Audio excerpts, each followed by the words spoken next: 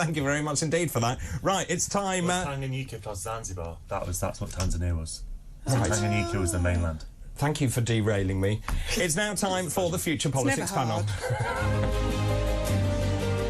The Future Politics panel.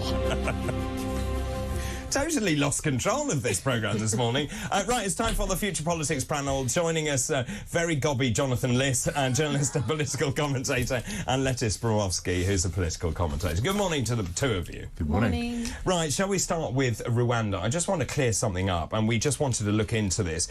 Earlier on, we had someone claiming that for every asylum seeker sent to Rwanda, one person from Rwanda would come back to the UK. Now, we've fact-checked this. There is no evidence this is the case. The Memorandum of Understanding for the agreement does say the UK will resettle a portion of Rwanda's most vulnerable refugees, but it does not say how many. So it's not a one-in, one-out situation. So let's start then, shall we, with this. Obviously, Jonathan, this is based on the back of Suella Braverman being in Rwanda. Obviously, the rhetoric is being stepped up here. She's been visiting the accommodation blocks there. The fact is that we've been told for a long time it was only 200 people they could accommodate in Rwanda. It now seems that actually they've built the capacity with the money the UK has given them, and she's been looking at these 2- and 3-bedroom houses in Kigali. They're determined Rwanda will work. They're even suggesting they will ignore the ECHR.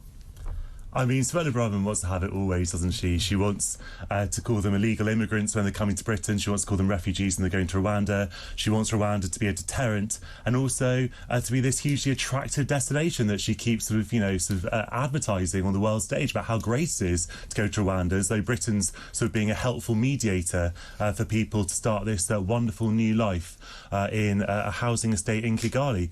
So I kind of think that the messaging is all over the place. I think that actually it's despicable what the government has done, purely on a political level, on a journalistic level as well, by only inviting friendly publications over to Rwanda with her. That's not how politics and the media should be conducted. The BBC wasn't even invited, which kind of indicates what the government was hoping to achieve by this trip, which wasn't actually politics. It was a series of good headlines, which, lo and behold, Braverman actually managed to secure in her favourite right-wing newspapers. You know, pictures of her sort of, smiley, happy with Rwandan school children. There was, a joke widely reported that she wanted the number of the interior decorator. This is not, even if you agree with the Rwanda policy, which obviously I don't, this is no way to discuss a policy which is going to have a huge impact on a lot of people's lives. People do not want to go to Rwanda. They'll be forced there by the British government. How do you know that? Because if they want to go to Rwanda, they'd be going there. They want to come to Britain, David. But the thing is, there is so much political capital here, and that people are very concerned about the numbers. Lettice, I'll bring you in here. The fact is there are 160, 170,000 people waiting to be rehoused here. We have essentially an immigration system falling apart. The government knows it's in trouble. They know this is a vote winner. Yeah. Why wouldn't you just take the press that will be favourable to you with you? Well, clearly, why wouldn't you? And they need a bit of good press in a sense, and they've done that. There's nothing sort of illegal about what they've done. Yes, it might be ethically, a bit questionable, but they need these vote winners at the moment, and this is a very popular thing. And you mentioned earlier, they are determined to make this work, and that's really what this press tour is showing, the determination, the grit. They're coming out and saying, we are hardline about this because something needs to change. It's not working. We had a 60% increase of people coming across the channel just last year alone. Something needs to change, and the system is broken. So these are tiny numbers, though, compared to what other countries take. We're talking about tens of thousands of people. The way the media and the government in lockstep have talked up this issue, which has therefore fed into popular that's not perceptions. true. That's not true. If you actually go down to the coastal regions, people are absolutely fed up with what's happening. So you see people coming up onto the shore. You've got hotels being taken over. I was in a hotel yesterday that's been completely taken over by asylum seekers. That's not what David, people I'm not want. talking about people in Dover who obviously are the coalface of this issue. I'm not saying it's on issue. I was actually near Colchester, nowhere near the sea. But the problem is, but obviously it's being talked up. If you weren't in Dover, obviously this issue should be reported. I'm not saying that, but it's now the second most pressing issue in voters' minds. That is a result of the government and media talking about it, but it's being blown out of proportion. You've got 45,000 people coming here. Renée's a doctor. Where are the doctors coming from? Where are the schools coming from? How on earth do we have the infrastructure? We don't, do we? But I mean, 45,000 is a tiny, tiny number in the grand scheme of 45,000 plus the extended family they can then bring in. Well, no, but what you're talking about, sort of asylum seekers. You know, if you're talking about extended family, that's not. You know, they're not coming over in the boats. If they're coming over in the boats, they're included in the figure. If you look at the overall immigration numbers of several hundreds of thousands, this isn't even a majority of the number of total net migrants to Britain every year. So what would you? So if you were advising the government, you're conflating the issues. If you were of migration and illegal, so-called illegal, irregular migration. But the thing that people care the most about is illegal immigration into this country, illegal migration. So the thing is, if you were advising the government, you would say just ignore it. Well, if I was advising the government, which is extremely very unlikely scenario, I'd agree with that. I would say, well, you can stop the boats tomorrow very easily. How? By setting up processing centres in France. So they're going to do that. No, they're going to set up detention centres, which is something slightly different. They say they will set up safe and legal routes. I want to see what those safe and legal routes are, because they're saying they're not going to set them up until the boats have stopped coming, which is a ridiculous back-to-front policy. Look, they could set up processing centres in UK embassies, they could offer refugee visas, they could set up processing centres in France for asylum seekers to see if they have a legitimate claim to be in this country. They're choosing not to do any of that because they'd rather endanger refugees' lives than appear soft on migration. I have to go to Lettice, but Renée. Jonathan, I think you're being really patronising to the people of the UK who don't live in Dover but live all over the country, who are not making migration second most in their mind because the newspapers are telling them to. They're doing it because their small towns and villages have been destroyed by hotels which have been shut down and taken over by migrants. They are worried about their community. The tourists are not coming anymore, so they're not spending money, and so everything in their villages or their towns are failing. I don't think it's because the press are talking it up. It's because they're watching it with their very own eyes, and this is a really important thing to them. Quick response. I'm not saying it's not important. I'm saying that it's being talked up out of proportion compared to what other countries are taking, compared to Germany, which is taking 1 million refugees. The thing is, people in the UK don't care what other countries are doing. They care about what's happening in this country. The population is only 20% more than ours. Lettice, please tell us your thoughts. Yeah, I think that there are significant points in this. I think particularly with the Rwanda thing, this press tour, first of all, it's not going to suddenly solve everyone's solutions. We shouldn't look at this as if suddenly, because she's been and there has been those good headlines, that everyone is going to be like supporting the Rwanda plan. It's going to get through. It's still got to get through the Court of Appeals next month, and then the decision will come in June, which is the only reason right now they're saying that these planes will be taking off this summer. There are so many more hurdles they have to get through. And I do think, actually, realistically, the deal that we have with France is going to be much more of a deterrent, much more helpful than the Rwanda plan. But surely this is a smorgasbord. You need all of these. You do. It's a sort of multi-pronged approach going on right now. But I still think the deal with France is. By the way, Vic says 45,000, David, is the same population as Lichfield. Yeah. Is that meant to be big or small? Big. Well, I'm not saying it's nothing. I'm saying you have to look at it in overall proportion of the population of the UK and the population of migration that we have every year, which is I think 245,000 net migrants. Also, the other thing about this press, that everybody's getting excited on the left about not inviting the left-wing press to this Rwanda trip because it's a really important issue. Do you know what? COVID lockdown was a really important issue, and people who were not agreeing with it were not allowed to talk in the press either. I was one of them being monitored by the government. So this is not new, but suddenly, because it involves migrants, it's outrageous. Who was stopping you from talking? Yeah. Oh, so that's a much longer story. We can go into that. Look, I'm one of these people that actually believes in freedom of speech, no matter where you come from. So I think that people should be allowed to express their opinions. So let me just bring you in again, Lettice. Just in terms of where we are, we've talked about it needs to be a multi-pronged approach, and we need to do a number of things. Do you think? I mean, clearly there's a political imperative here for the Conservative Party. If they don't sort this out, they're toast, and they know they're toast. Do you think they are near to solving this problem? I think, I mean, it's quite hard to put a time limit on this thing. A lot of it will rest on what the ruling is next month, because if they is rejected and the legislation isn't pushed through, then they're set back another multiple months kind of thing. I do think what we've seen from that footage, it seems everything is ready in Rwanda. You know, I don't want to take the word of Suella Braverman too much in her Times article yesterday, But the housing for 15,000 people seems ready to house them if this can go through. So realistically, it is closer than ever to being able to deport them. Yeah. And do you think that will play favourably with the electorate? 100%. This is clearly a vote winner for them. They are behind in the polls, but yes, of Jonathan, course. I'm not sure that's true. I do. I don't think the polling suggests that Rwanda is an overwhelmingly popular policy at all. Stopping the channel boats is the overwhelming popular policy. Every single person in the country wants to stop the boats. Most of all, the people who are getting on them. Well, let me just, that's not a controversial point. Read you some of these messages coming in. This will give you a strength of feeling. Dean in Cannock says, David, I'm furious at your guest's comment about the migrant crisis. How can he say the government is playing this up? Has he actually tried booking a hotel lately? What planet are you on? I'm on the same planet as everyone else. I happen to disagree with them. I don't think it means I'm operating a different reality. Come on.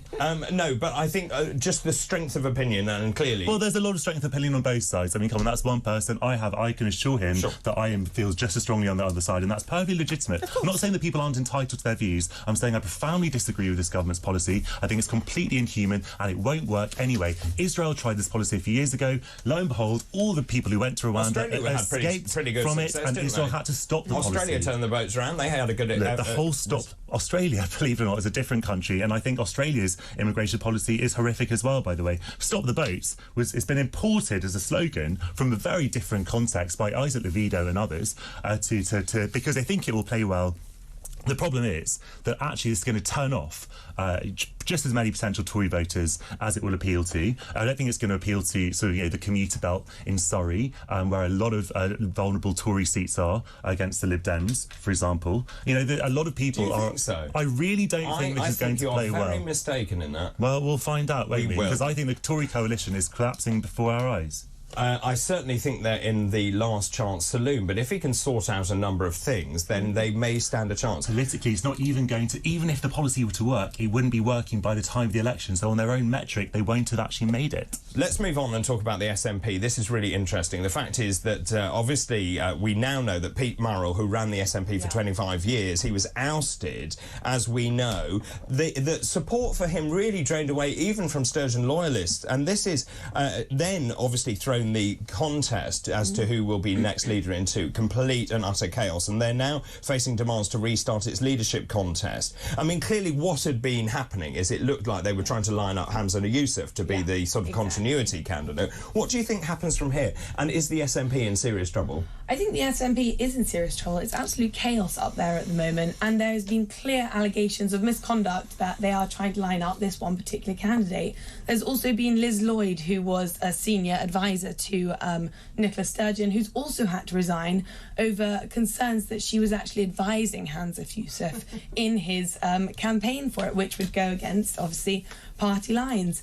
And now we've had this long line of resignations since Nicola Sturgeon has resigned, sort of showing that either they're being forced out because the SNP is turning a corner and it's no longer going to be the Nicola Sturgeon SNP, but now must be something else, or it's simply just crumbling before our eyes without its fearless leader. I mean, it does seem, Jonathan, that there has been a lot of smoke and mirrors going on. The fact is that we were told there were over 100,000 members of the SNP electorate. It now turns out that was a lie. There were just 70,000. Do you think this is the beginning of the end of the SNP?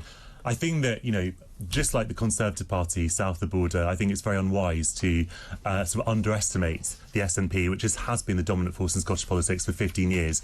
And it's clearly bigger than one person, even though she was an extremely talented, charismatic... Look, I don't know what's inside Nicola Sturgeon's head. Obviously, the routes to independence had run into a brick wall. I think that's very unfair, by the way, because the Scottish electorate did vote for an independence referendum 4 times. Well, we had a once-in-a-lifetime referendum which they lost. In the 2021 manifesto, the SNP, whether you like it or not, and I'm not expressing a view either way, they voted for something. Just like in 2019, which I also disagreed with, people voted the Conservatives, which meant that Brexit happened. Even though it wasn't a numerical majority, it doesn't matter. The Conservatives won a majority. They had the right to implement their policy, which is to take us out of the European Union.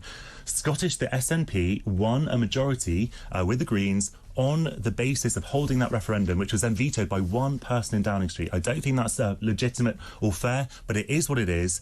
Nicola Sturgeon ran out of road, and so the SNP now it doesn't have that momentum anymore, and so the cracks are beginning to show. So, you know, whether you like it or not, I think that's the independence looks further away. The SNP looks more disunited. Clearly, they're going to have to pick things up after this election is over and try to rebuild it in the year or so they have until the next Holyrood election. But it doesn't look great, and that also provides a massive opening for the Labour Party to try and capitalise, because that is the party that's going to Labour knows capitalise. that. Do you think they should start the election again?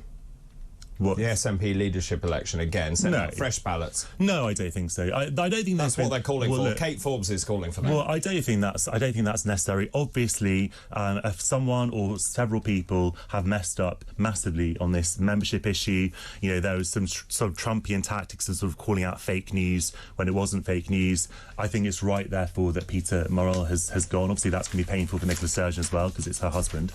But the fundamental point is, if it's, you know, sort of supervised legitimately, I don't see any reason why we can't sort of trust the results of the election. Should they start again? I think that probably not at this stage anyway. There's still time, by the way. The election's still running until the 27th, so many people won't have put their vote in yet. I do think, though, that they have a right to be infuriated and angry by how this process has been handled, you know. There's something that Kate Forbes has been saying, is that their arguments would have had significantly more weight being the arguments of reform of the SNP rather than Yusuf's case of being the continuation candidate for Nicola Sturgeon, because showing that these members are leaving the party shows that it needs reform. So I think they won't restart it, but I think they have a right to be angry about this. Let me just ask you also on another topic now about the Windsor framework. Of course, Rishi Sunak, very much a sort of middle manager, I think, ticking off his list of things that he wants to achieve, and he believes that he's done the deal with Northern Ireland Protocol, with this Windsor framework. And Downing Street is confident that a maximum of 20 Tories will rebel against this deal.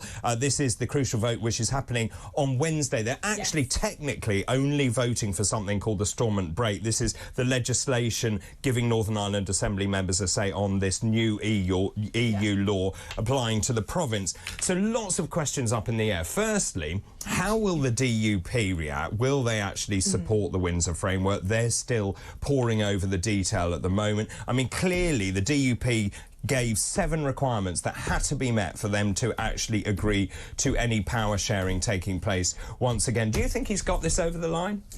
I think, well, everyone else except for the DUP excluded right now, I think he's got this over the line. Even the ERG? I think even the ERG. I think the ERG has slightly been defanged from its, rabid dog days of this fearless kind of power of influence, particularly because people like Chris Heaton-Harris and Steve Baker have been massively, obviously, influential in getting this deal over the line. So, yeah, I don't think it has quite the same power of influence against this. Rishi Sunak didn't have to hold this vote, but he's holding it on Wednesday, and that's a political move. So Boris Johnson has to be there to vote as well. And it also means that if only a very few amount of MPs vote against this bill, it will not only show that Rishi Sunak has managed to unite the Conservatives, but it will also show the significantly diminished power of Boris Johnson. He's going to need Labour to get him over. I was going to say he is, but Labour are already supporting him anyway. Yeah. So I mean, the thing about this, and just in terms of where we are, I think many people in the country are so fed up with this now. They just want to see it finished, and I understand that.